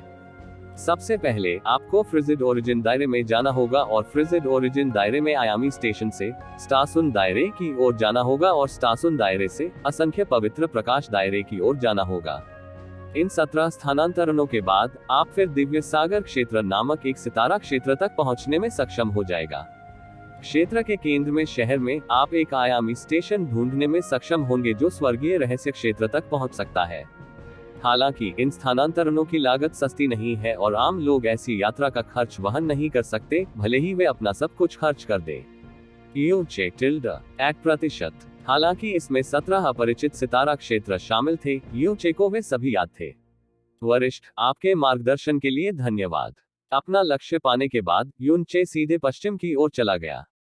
स्वर्गीय रहस्य क्षेत्र, एक अप्रतिबंधित ऊपरी सितारा क्षेत्र। वह नहीं जानता था कि उसके पास मौजूद शेष 100 मिलियन बैंगनी गहरे पत्थर 9 स्टार बुद्ध जेड और इमोर्टल एम्परर ग्रास के बारे में जानकारी देने के लिए पर्याप्त थे या नहीं। यूचे ने लंबे समय तक यात्रा की, पूरे रास्ते में पूछताछ की और अंत में शहर के पश्चिम में आयामी स्टेशन पर पहुंचे। जैसे ही वह पास आया, उसने देखा कि बड़ी संख्या में लोग उस दिशा से आ रहे थे, उनके चेहरे उदास थे। उसका दिल उछल पड़ा और झट से किसी को रोका। भाई, डायमेंशनल स्टेशन पर कुछ हुआ क्या? यदि आप डायमेंशनल स्टेशन पर जाना चाहते हैं तो आपको घूमना चाहिए, उस आदमी ने उदास होते हुए कहा। ऐसा लगता है कि डायमेंशनल स्टेशन को कई घंटे पहले सील कर दिया गया था और कोई भी प्रवेश नहीं कर सकता है। साथ ही उसने अपनी आवाज धीमी कर ली। यह सोल संप्रदाय के लोगों के एक बड़े समूह द्वारा संरक्षित था और जो कोई भी आयामी स्टेशन के पास पहुंचता था उसकी तुरंत जांच की जाती थी। ओह, मैं समझा। मुझे बताने के लिए धन्यवाद, यूचे ने जवाब दिया और उसका दिल बैठ गया। ब्लैक फेदर मर्चेंट गिल्ड निश्चित रूप से कल रात के मामले को लेकर निष्क्रिय नहीं बैठा था। डायमेंशनल स्टेशन को सील करने के पीछे का उद्देश्य उसे डाकिया क्षेत्र से भागने से रोकना था। आखिरकार ब्लैक फेदर मर्चेंट गिल्ड को पता था कि वह किसी अन्य सितारा क्षेत्र से आया है। क्या ऐसा हो सकता है? वे पूरे डाकिया क्षेत्र में उसकी तलाश करने की योजना बना रहे थे। हालांकि यह एक शाही लकड़ी की भावना के लिए था, क्या ये कुछ ज्यादा ही चरम नहीं था? सोल संप्रदाय, पूरा नाम ब्लैक सोल डिवाइन संप्रदाय, डाकिया क्षेत्र का शासक संप्रदाय था। अब तक यह पुष्टि की जा सकती थी कि वे ब्लैक फेदर मर्चेंट गिल्ड के पीछे की शक्ति थे और एक ऐसा अस्तित्व था जिसे यूचे बिल्कुल भी अपमानित नहीं कर सकता था। यूचे तुरंत पलटा। डायमेंशनल स्टेशन स्थायी रूप से बंद नहीं रह सका। वह केवल डाकिया सिटी में रह सकता था और उस दिन तक इंतजार कर सकता था जब तक कि डायमेंशनल स्टेशन की सील नहीं खुल जाती। यूचे ने अब 9 स्टार बुद्ध जेड और अमर सम्राट ग्रास के बारे में पूछताछ नहीं की। वह शहर में इधर उधर घूमना शुरू कर दिया और छोटी मोटी चीजें खरीदने लगा, जिसने उसका ध्यान खींचा। कुछ घंटों बाद उसने काफी गहरे पत्थर खर्च किए थे। जब दोपहर हुई, यूनचे सोच रहा था कि उसे रहने के लिए एक अस्थायी जगह ढूंढनी चाहिए या नहीं। अचानक उससे पास में एक मजबूत आभा महसूस हुई। उसकी आंखें घूम गईं और उसने देखा कि एक आदमी काले कपड़े पहने हुए कुछ ही दूरी पर एक दुकान की ओर चल रहा है। जब भी वह जाता, पैदल चलने वाले लोग चेहरे पर श्रद्धा दिखाते हुए दूर भाग जाते। जैसे ही वह मुड़ा, उसकी बाईं बांह पर एक काले सांप का टैटू तेजी से चमक उठा, जो वही टैटू था जो काले कपड़े पहने उस अधेड़ उम्र के व्यक्ति के शरीर पर था जिसे उसने अपन बना दिया था। आत्मा संप्रदाय से कोई। यूनचे ने देखा कि काले कपड़े में उस आदमी के स्टोर में प्रवेश करने के बाद उसे बाहर आने में थोड़ा समय लगा। दुकान छोड़ने के बाद वह तेजी से चला गया। यूनचे ने अपनी भौहें ऊपर उठाई और थोड़ी झिझक के बाद दुकान में प्रवेश किया। उनका स्वागत एक समृद्ध, पूर्ण सुगंध से किया गया था। ये वास्तव में एक मसाले की दुकान थी और इसमें सभी प्रकार की गंध और सुगंध एक साथ मिश्रित होने की गंध आ रही थी। इस दृश्य की अनोखी बात यह थी कि इस मसाले की दुकान का मालिक एक मनहूस दिखने वाला, अधेड़ उम्र का आदमी था। हालांकि यूनचे विनम्र थे, लेकिन उनके कपड़े और उनकी शारीरिक भाषा में फिजूल खर्ची झलक रही थी। दुकान के मालिक की नजर उस पर पड़ी। वह तुरंत मुस्कुराया और विनम्रता से पूछा, युवा मास्टर, हमारी छोटी सी दुकान में 600 से अधिक प्रकार के मसाले और घास है। कुछ तो आपका ध्यान आकर्षित करना चाहिए। कृपया अपना समय लें, जल्दी करने की कोई जरूरत नहीं है। यूनचे आगे की ओर झुका और अपनी आवाज धीमी की, पिछले मेहमान ने क्या खरीदा? जैसे ही वह बोल रहा था, उसने दुकान के मालिक के सामने 5000 बैंगनी गहरे पत्थर दिखाए। दुकान के मालिक की भौहें बुरी तरह से उछल गईं। न केवल उसने गहरे पत्थरों को स्वीकार नहीं किया, बल्कि उसके चेहरे पर डर दिखने लगा। युवा मास्टर, आप किसी प्रमुख व्यापारी संघ या बड़े संप्रदाय से कोई होंगे, है ना? हाँ, कृपया इस छोटे बच्चे के लिए इसे मुश्किल न बनाएं। अगर यह छोटा बच्चा 10,000 माइल सोल चेजिंग इंसेंस किसी और को बेच दे और सोल संप्रदाय को इसके बारे में पता चल जाए, तो मैं अपनी जान नहीं बचा पाऊंगा। 10,000 मील की आत्मा का पीछा करने वाली धूप। यूनचे ने अपनी भौहें सिकोड़ ली। वह क्या है? तुम्हें नहीं पता। ये देखकर कि यू चे ऐसा नहीं लग रहा था कि वह झूठ बोल रहा था, दुकान का मालिक आश्चर्यचकित रह गया। मैं सचमुच नहीं जानता। मैं भी किसी प्रमुख व्यापारी संघ या बड़े संप्रदाय का व्यक्ति नहीं हूँ, मैं केवल एक साधारण विदेशी यात्री हूँ, यून चे ने उत्तर दिया। मैंने अभी देखा कि जो व्यक्ति पहले यहाँ आया था उसके बारे में एक असाधारण आभा थी, इसलिए मैंने सोचा कि उसने जो चीज खरीदी है वह भी अद्भुत होनी चाहिए। इसीलिए मैं जिज्ञासावश इसका पता लगाने के लिए यहाँ आया हूँ। ओह, मैं समझा। आप निश्चित रूप से ऐसे नहीं लगते जैसे आप डाकिया क्षेत्र से हैं। स्टोर के मालिक ने उस पर विश्वास करते हुए उसे एक नई नजर से देखा। उसी समय उसके चेहरे का डर गायब हो गया और बिजली की गति के साथ वह आगे बढ़ा और 5000 बैंगनी गहरे पत्थरों को अपनी जेब में ले लिया। मुझे डर है कि मैं तुम्हें निराश कर दूंगा। ये 10,000 मील की आत्मा का पीछा करने वाली धूप, मैं इसे आत्मा संप्रदाय के बाहर किसी और को बेचने की हिम्मत नहीं कर सकता और न ही करने की हिम्मत कर सकता हूँ। ये 10,000 मील की आत्मा का पीछा करने वाली धूप जिसके बारे में आप बात कर रहे हैं, ये वास्तव में क्या है? यू चे ने पूछा। उसे पता नहीं क्यों, लेकिन उसके दिल में बेचैनी की तीव्र भावना महसूस हुई।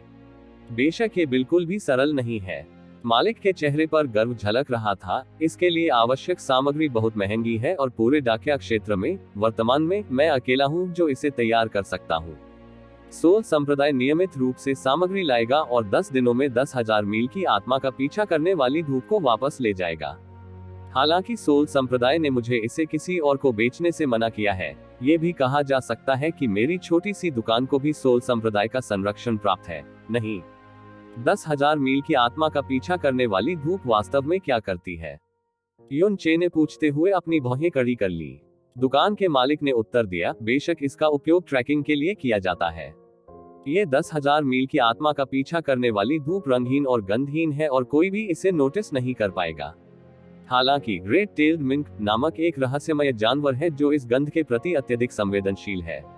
इस प्रकार 10,000 मील की आत्मा का पीछा करने वाली धूप कीमती खजानों या कैदियों या रहस्यमय जानवरों के शरीर पर लगाई जाती है। यदि वे खो जाते हैं, भाग जाते हैं या अपहरण हो जाते हैं, तो उन्हें ग्रेट टेल्ड मिंक के साथ तुरंत ट्रैक किया जा सकता है, ये गारंटी देते हुए कि कुछ भी नहीं होगा। आपने क्या कहा? आपने अभी क्या कहा? दुकान मालिक की आवाज भी नहीं गिरी थी कि अचानक उसकी गर्दन से पूरा शरीर उठ गया। उसके पास सॉवरेन प्रोफाउंड क्षेत्र में खेती थी, लेकिन यून चे के हाथों में वह जरा भी प्रतिरोध नहीं कर सका। उसकी चौड़ी आंखों में गहरे भ्रम और भय के लक्षण दिखाई दे रहे थे। तुम क्या कर रहे हो? यून चे की आभा पूरी तरह से अस्त व्यस्त थी। उसकी पीठ पर ठंडक दौड़ गई। जिस हाथ से उसने दुकान के मालिक को पकड़ा था वह जोर जोर से हिल रहा था और उसकी पुतलियां रुक रुक कर फैलती और सिकुड़ती थी। ये 10,000 मील की आत्मा का पीछा करने वाली धूप, ये कितने समय तक चलती है? इसे कितनी दूर तक ट्रैक किया जा सकता है? यह 1000 किलोमीटर से अधिक होगा या नहीं? युवा मास्टर, चलो बात करते हैं। मेरे प्रश्नों का उत्तर दो। यू चे दहाड़ उठा। दुकान के मालिक का मुंह चौड़ा हो गया और दर्द से बोला, नाम 10,000 माइल सोल परसुइंग नहीं, मनोरंजन के लिए दिया गया था। भूल जाओ। 1000 किलोमीटर, इसमें कम से कम 4 दिन और 4 रातें लगती हैं, इससे पहले कि यह नष्ट हो जाए। बूम! दुकान के मालिक को क्रूरतापूर्वक फर्श पर फेंक दिया गया था। ये ज्ञात नहीं था कि वह अभी भी जीवित था या नहीं। यू चे ने आसमान में छलांग लगाए और पागल की तरह दक्षिण की ओर दौड़ पड़ा। डाकिया शहर पहले यू चे के लिए खतरे का एक पूर्ण स्थान था। वह लगातार किनारे पर था, ऐसे घूम रहा था मानो टेंटहुक पर हो। हालांकि अब तक वह कम परवाह नहीं कर सकता था। उन्होंने इस बात की परवाह नहीं की कि क्या ब्लैक फेदर मर्चेंट गिल्ड उनके निशानों की खोज करेगा। उसने अपनी गहन ऊर्जा को अधिकतम तक जारी किया और डाकिया शहर के ऊपर आसमान में बिजली की चमकीली किरणें भेजी। प्रत्येक बोल्ट अपने साथ कान छिदवाने वाली चीख लेकर आया। जब वह हेलिन को वापस लकड़ी की आत्मा के गुप्त मैदान में ले गया था, तो उसने किसी भी ट्रैकिंग निशान के लिए हेलिन के शरीर को सावधानीपूर्वक स्कैन किया था। लेकिन किसने सोचा होगा कि 10,000 माइल चेजिंग सोल इंसेंस जैसी कोई चीज थी। इसे नकली होना ही था। ऐसी चीज कैसे अस्तित्व में हो सकती है? ये निश्चित रूप से नहीं हो सका। वह तेजी से भाग गया क्योंकि डाकिया शहर धीरे धीरे दूर में गायब हो गया। उसने अपने दांत जोर से भींच लिए। इस प्रक्रिया में उनके कुछ दांत लगभग टूट गए। वह करीब आधे घंटे तक गुप्त मैदान में रुके थे। उनके जाने से लेकर अब तक 3-4 घंटे ही बीते थे। यदि जो कुछ हुआ वह सत्य था, तो इस समय सीमा के भीतर ये वास्तविक न होता तो बेहतर होता।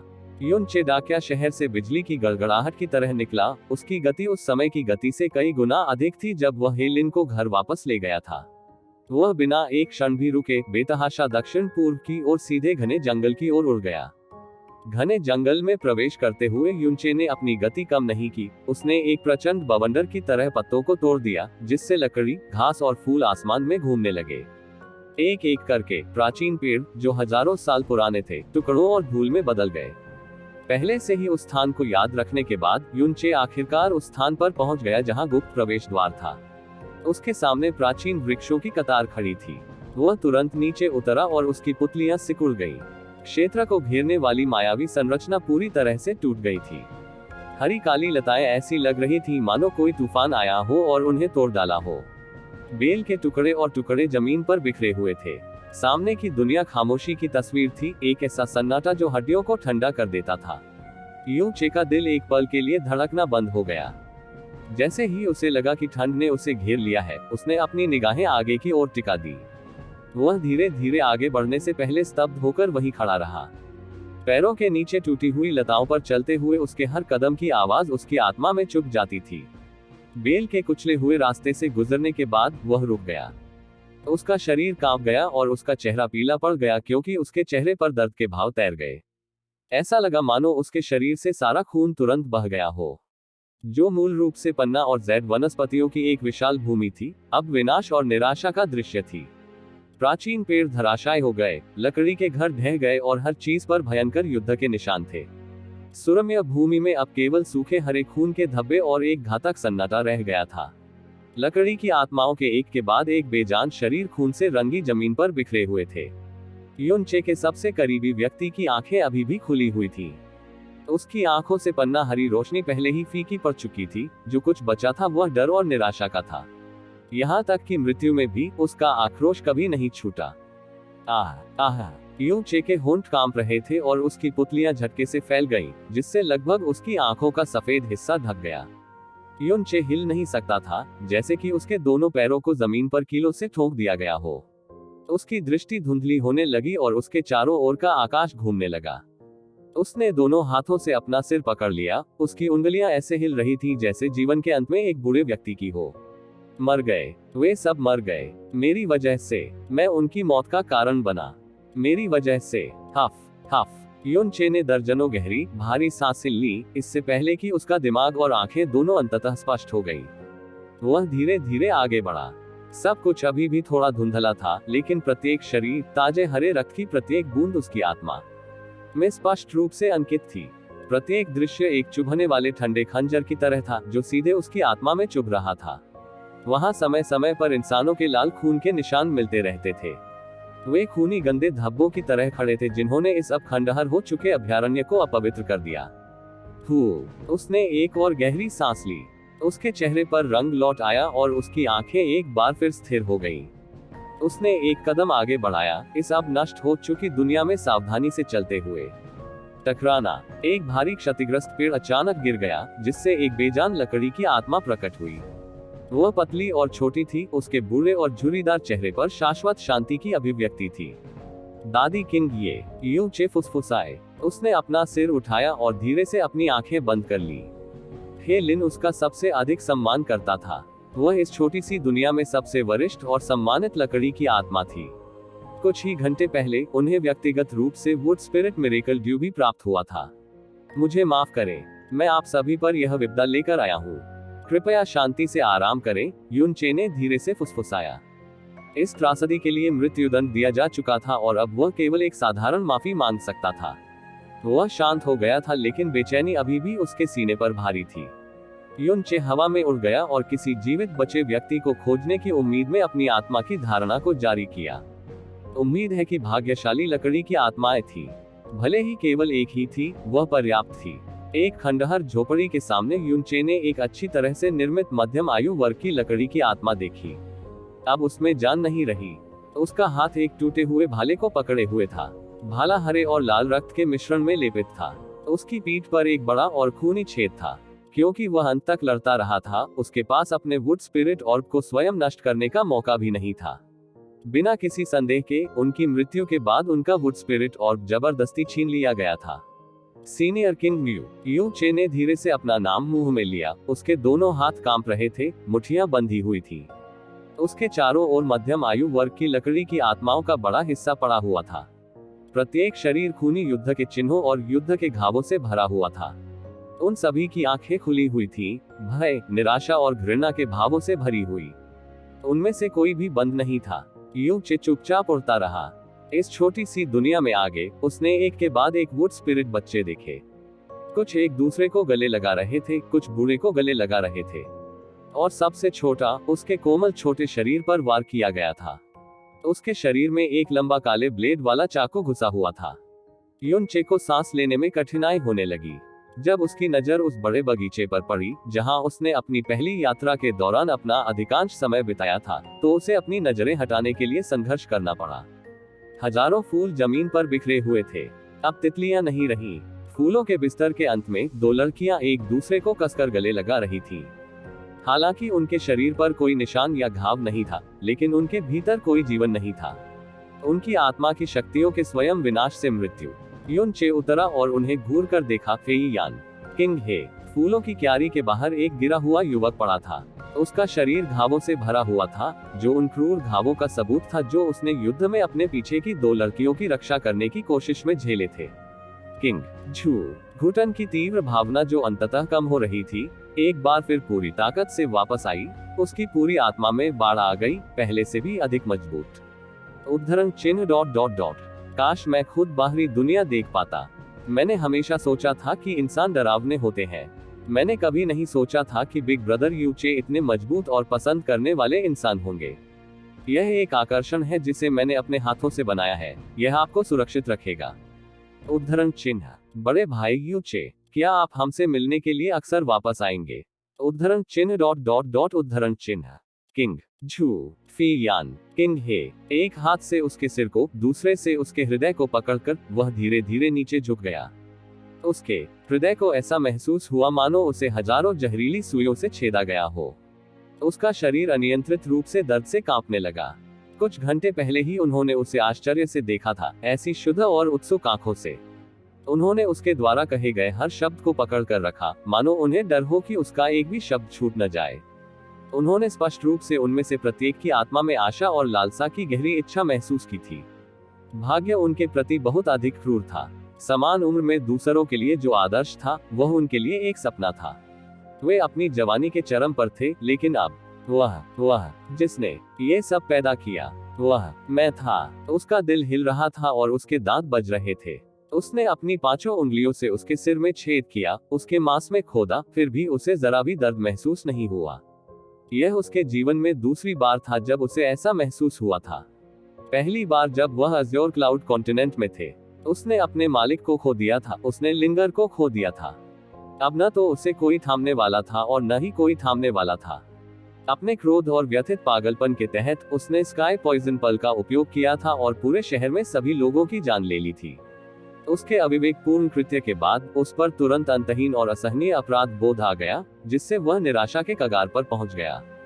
उस समय उसने लाखों लोगों को मार डाला था, जिनमें से अधिकांश निर्दोष थे और उनके प्रति न तो नफरत थी और न ही कोई संबंध था। उसे इस बार 100 लकड़ी की आत्माएं नष्ट हो गईं। हालांकि अपने हाथों से नहीं, फिर भी उससे पहले जैसा ही तेज दर्द महसूस हो रहा था। ऐसा क्यों होना पड़ा? ये निर्दोष लकड़ी की आत्माएं किसकी दोषी थी? क्या ये केवल इसलिए था क्योंकि वे बहुत दयालु और कमजोर थे? नहीं, यह मेरी वजह से था। यदि मैं नहीं होता यह शापित मनहूस, तो उन्हें ऐसी आपदा का सामना कैसे करना पड़ता? ये सब मेरी वजह से है। यदि ऐसा इसलिए नहीं होता क्योंकि मुझे सिर्फ वुड स्पिरिट ऑर्ब की तलाश करनी थी, यदि ऐसा इसलिए नहीं होता क्योंकि मैंने दया दिखाए और हेलिन को वापस यहाँ लाया, तो ऐसा नहीं होता। 1 मिनट रुके। हे लिन, विस्मय अधिबोधक चिन्ह, प्रश्नवाचक चिन्ह। जैसे कि उसके ऊपर पानी की ठंडी बाल्टी डाली गई हो। यू चे ने अपना सिर उठाया और तुरंत खड़ा हो गया। हे लिन के बारे में क्या? हे लिन इन शवों में से नहीं था।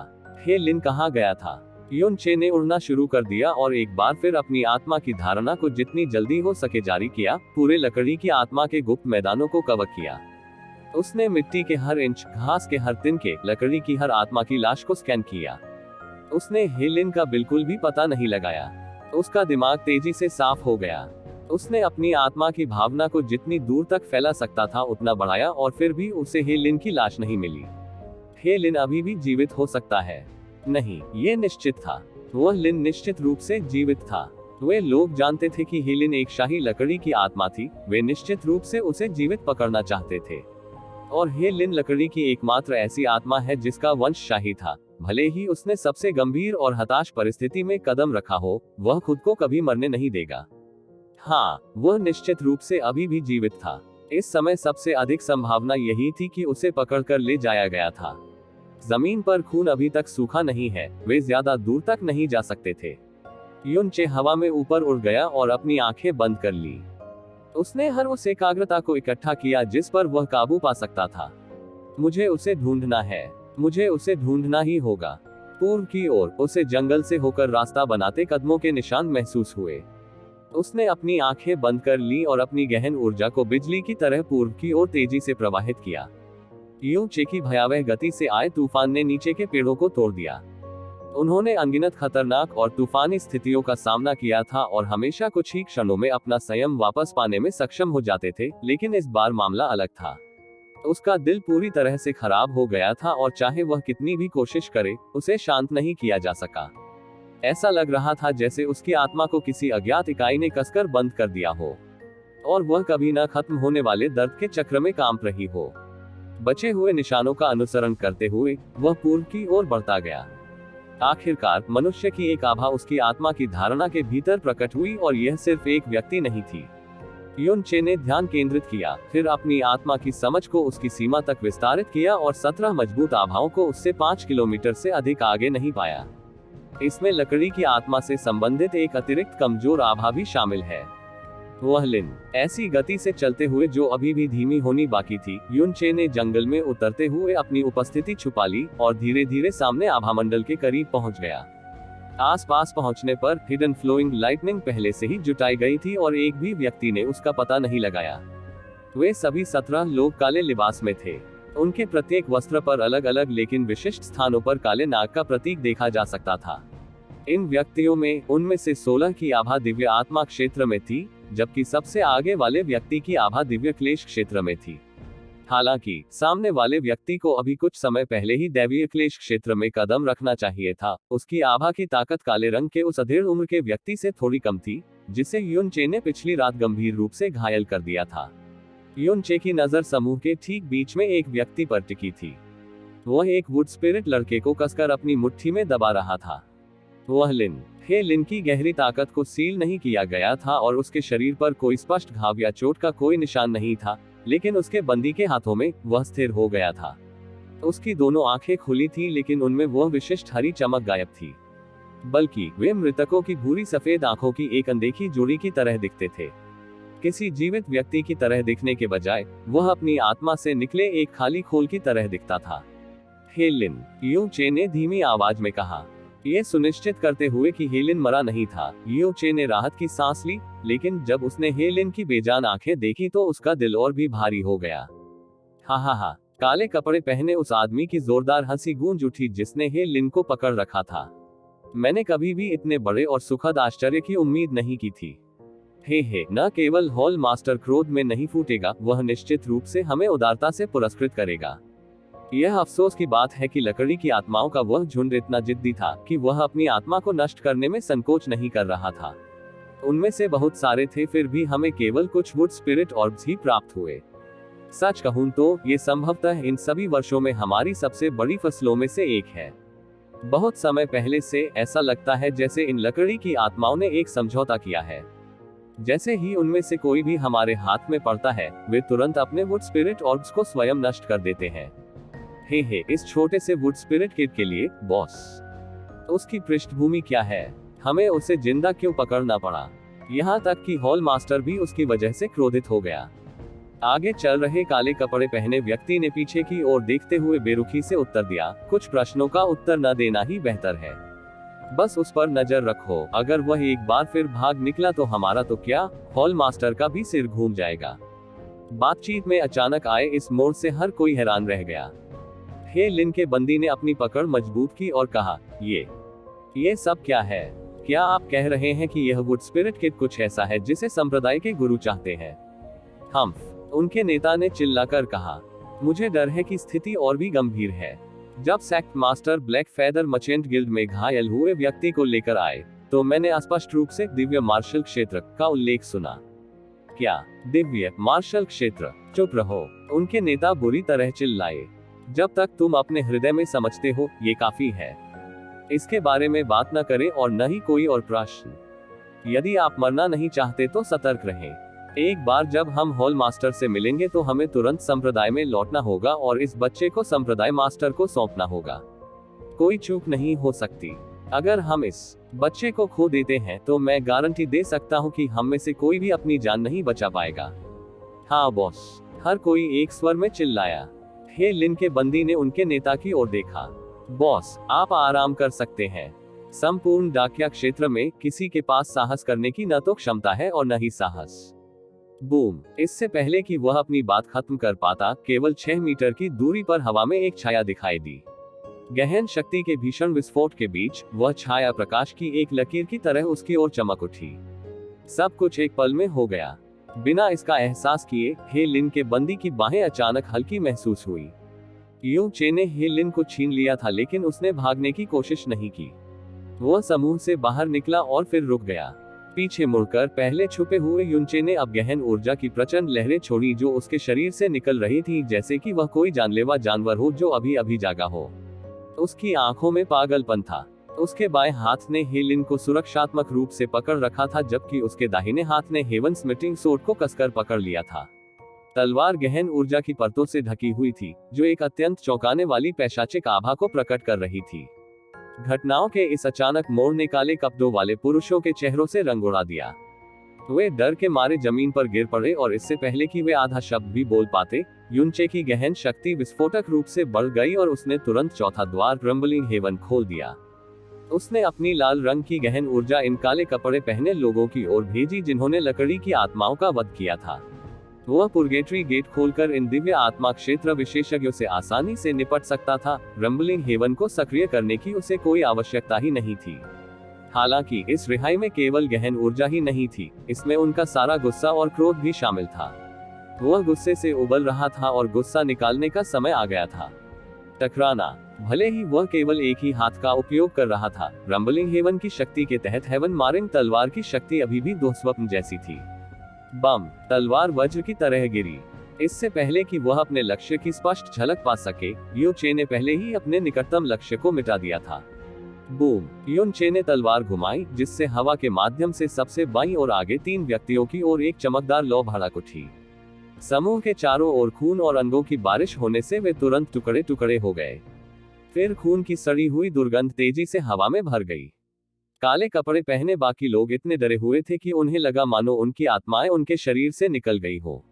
उन्हें एहसास हुआ कि आधे सांस से भी कम समय में युन चे ने लकड़ी की आत्मा को जब्त कर लिया था और तलवार के 2 वारों में उनमें से 4 को मार डाला था। एक भूत की तरह वह कहीं से आया और बिना कुछ बोले बेरहमी से अपनी चाल चल दी। उन्होंने अपने पूरे जीवन में कभी भी ऐसी भयावह घटना का अनुभव नहीं किया था। तुम! जैसे ही एक भयभीत चीख उसके मुंह से निकलनी शुरू हुई, खतरनाक हेवन स्मिटिंग तलवार, जिसमें से खून की गंध आ रही थी, एक बार फिर उनमें से एक की ओर बढ़ी। जब काले कपड़े पहने उस व्यक्ति ने अपने बचाव में अपने हथियार को अपने पूरे जीवन में अब तक की सबसे तेज गति से उठाया तो उसकी पुतलियां बड़ी हो गईं।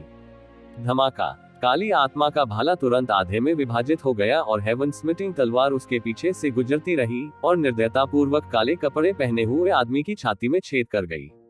ये शक्तिशाली दिव्य आत्मा क्षेत्र विशेषज्ञ स्वर्गीय मारक तलवार की ताकत के सामने महज टोफू से ज्यादा कुछ नहीं था। वह तुरंत खून और मांस की धुंध में बदल गया।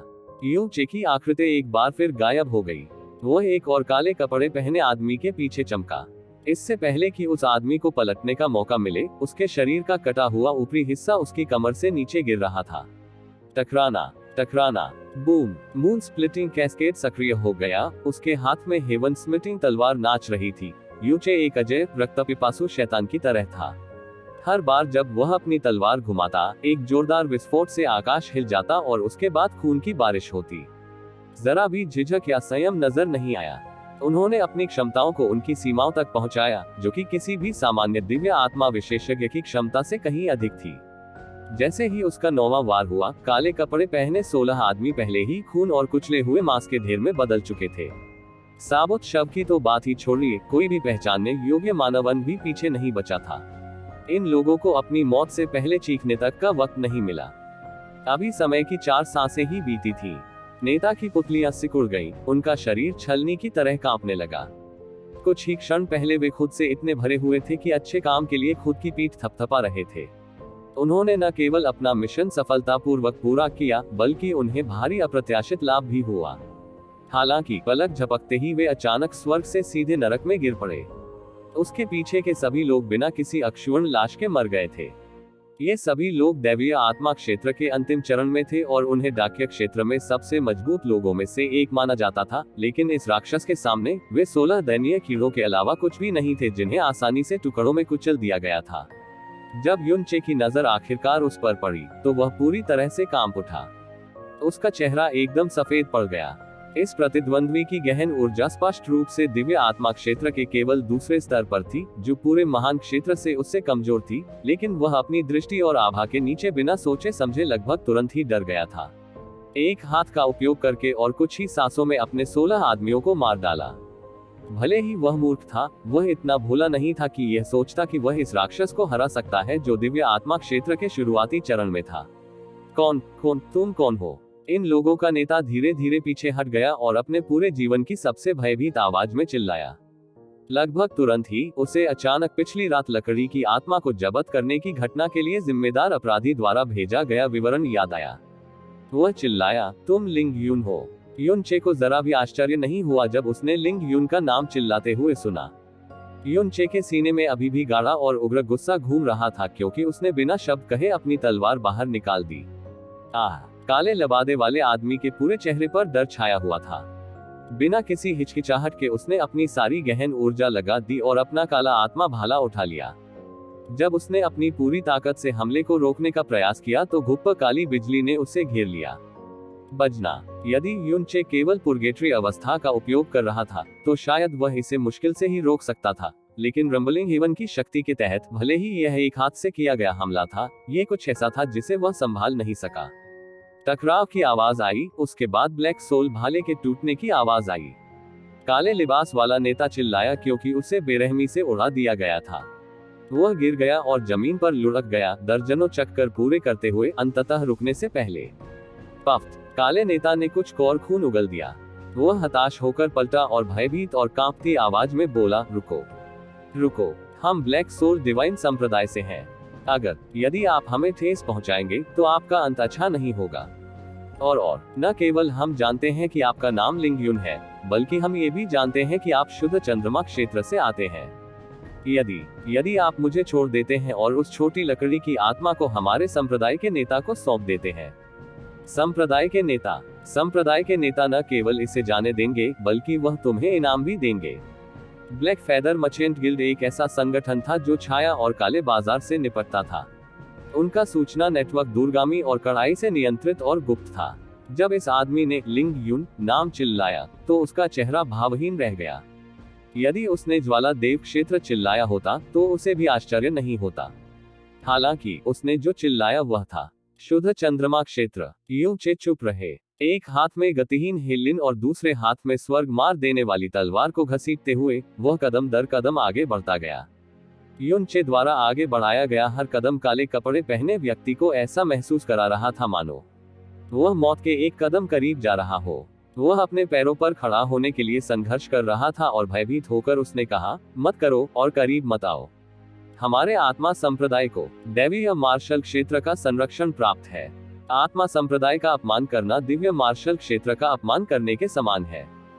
जब वह समय आता है, तो पीछे मुड़कर नहीं देखा जा सकता। यहाँ तक कि आपका सितारा क्षेत्र भी आपकी रक्षा करने में सक्षम नहीं होगा। यदि आप अभी रुकते हैं, तो अभी भी एक चाह है। अर्घ्य। बूम। तलवार के शरीर से फीनिक्स की लपटें निकली, जिसने काले कपड़े पहने व्यक्ति को हवा में उछाल दिया। युनचे चमकी और उसने तुरंत हेवन स्मिटिंग तलवार को छेद दिया, जो अब एक मोटी रक्तपिपासु आभा विकीर्ण कर रही थी, इस आदमी के माध्यम से जो पूरी तरह से आग की लपटों में घिरा हुआ था। टकराना। तलवार की ऊर्जा एक तेज धमाके के साथ फूट पड़ी। काले लिबास वाले नेता का शरीर पूरी तरह से बिखर गया था और उसके खून के छींटे कई किलोमीटर तक फैले हुए थे। ये निर्दयी हत्यारे, जो लकड़ी की आत्माओं के नरसंहार के लिए जिम्मेदार थे, अब खून और राख में बदल गए थे।